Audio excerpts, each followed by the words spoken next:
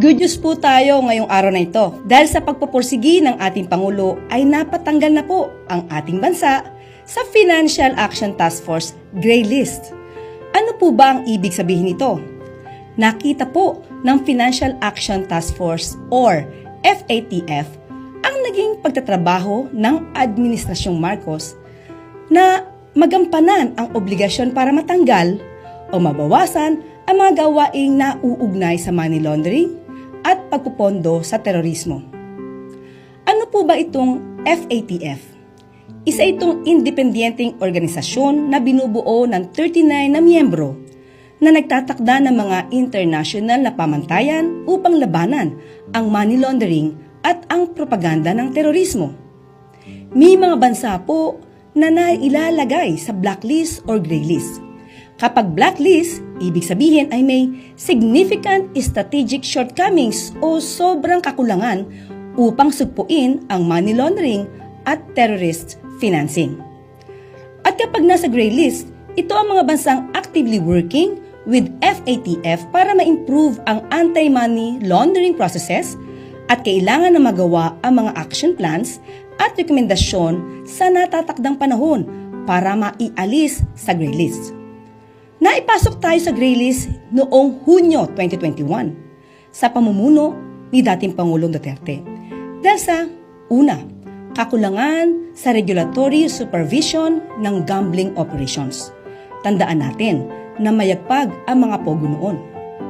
Pangalawa, weaknesses in the implementation of targeted financial sanctions na kahit may nababalitang anomalya sa mga transaksyon lalo na noong panahon ng pandemya, ay mukhang pinababayaan lamang.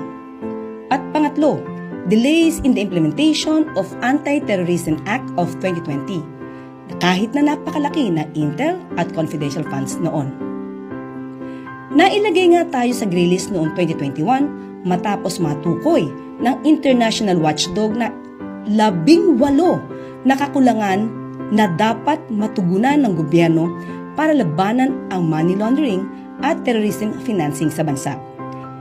Pero dahil ipinag-utos ng ating Pangulo through the Executive Order No. 33 na kumilos agad-agad upang matanggal ang ating bansa sa gray list, nakita ng FATF ang improvements ng Pilipinas patungkol sa money laundering and terror financing controls.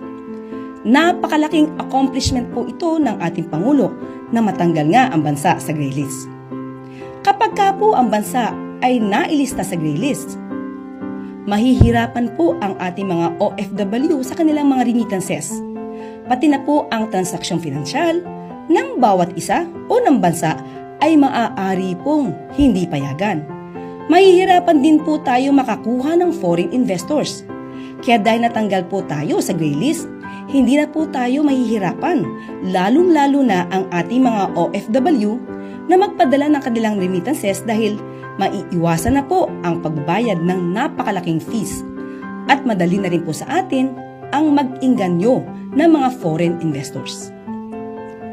Kakayanin natin, lalo na ng Pangulo, na linisin ang mga kalat na naiwan sa atin ng nakaraang administrasyon. Ipanalangin natin na mapanatili natin na hindi tayo muling mapasama sa gray list o blacklist ng FATF. Hindi titigil ang ating Pangulo na maisaayos at mapigil ang mga gawaing may kinalaman sa money laundering at terrorist financing. Maraming salamat para sa Bagong Pilipinas.